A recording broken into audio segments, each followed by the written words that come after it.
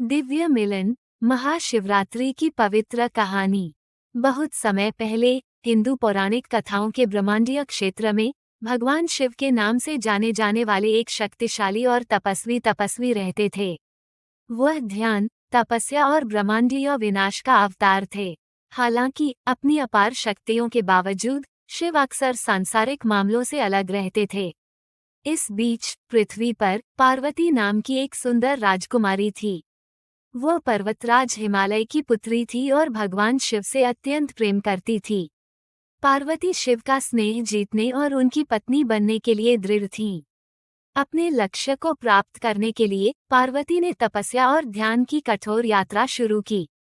उन्होंने वर्षों तक कठोर तपस्या की, कठोर परिस्थितियों को सहन किया और सांसारिक सुखों का त्याग किया।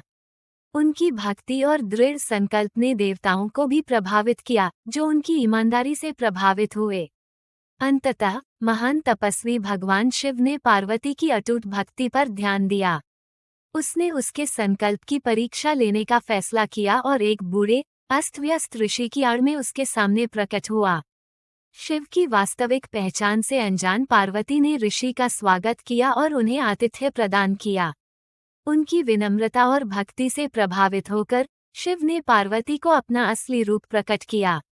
अत्यधिक प्रसन्न होकर पार्वती ने उनसे विवाह करने और उनकी पत्नी बनने की इच्छा व्यक्त की।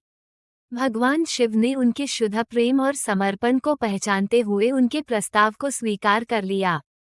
भगवान शिव और देवी पार्वती के बीच दिव्य विवाह महाशिवरात्रि की शुभ रात को हुआ था। ऐसा कहा जाता है कि पूरा ब्रह्मांड उनके मिलन पर प्रसन्न हुआ और दिव्य प्राणियों ने दिव्य जोड़े पर आशीर्वाद की वर्षा की। तब से शिव और पार्वती के विवाह के उपलक्ष्य में महाशिवरात्रि को एक पवित्र त्योहार के रूप में प्रतिवर्ष मनाया जाता है। ऐसा माना जाता है कि इस रात शिव और शक्ति की दिव्य ऊर्जाएं विलीन हो जाती हैं, जो मर्दाना और स्त्री सिद्धांतों के मिलन का प्रतीक है। भक्त भगवान शिव से आशीर्वाद पाने के लिए उपवास करते हैं, अनुष्ठान करते हैं और पूरी रात जागते हैं, प्रार्थना और ध्यान में लगे रहते हैं।